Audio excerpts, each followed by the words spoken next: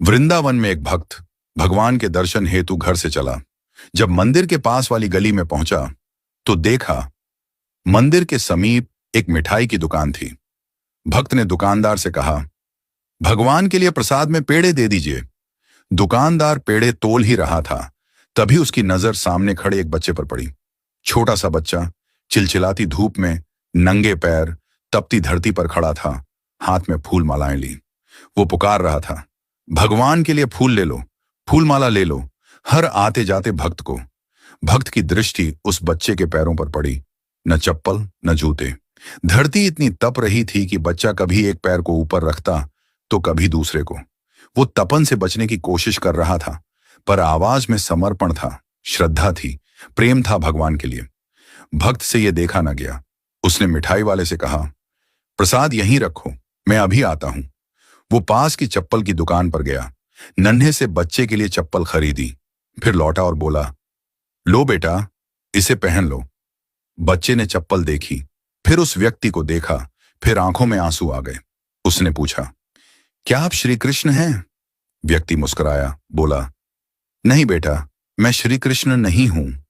बच्चा जिद पर अड़ गया, नहीं, आप श्री कृष्ण ही हैं। मैं किसी को नहीं बताऊंगा, पर मुझे सच सच बता दीजिए ना। व्यक्ति फिर बोला, नहीं बेटा, मैं तो बस एक इंसान हूं।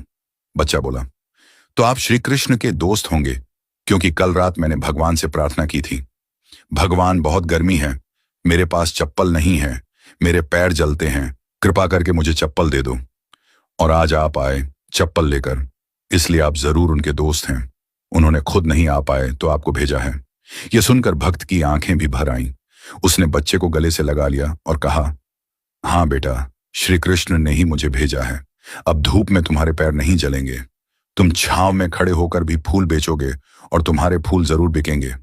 बच्चे ने झुककर उस व्यक्ति के चरण छू लिए और मुस्कुराकर बोला, भगवान कितने दयालु हैं ना, कितने व्यस्त रहते हैं, पर फिर भी अपना कोई दोस्त भेज ही देते हैं। व्यक्ति ने प्रसाद लिया, बच्चे से फूल माला ली और मंदिर जाकर भगवान से कहा, प्रभु धन्यवाद, आज आपने मुझे आपका मित्र बनने का अवसर दिया।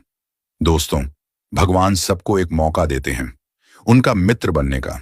यह हम पर निर्भर करता है कि हम उनके इस निमंत्रण को पहचानते हैं या नहीं। हर व्यक्ति, हर जीव भगवान के सामने नतमस्तक होता है, भगवान के सामने अपनी इच्छा रखता है, भगवान को अपने दुख बताता है, अपनी परेशानी बताता है, भगवान के साथ अपने हालात साझा करता है, और भगवान किसी भी जीव के भीतर प्रकट होकर के उस व्यक्ति की मदद करते हैं। यदि आप चाहते हैं कि आपको भी वो मौका मिले कि भगवान आपके भीतर प्रकट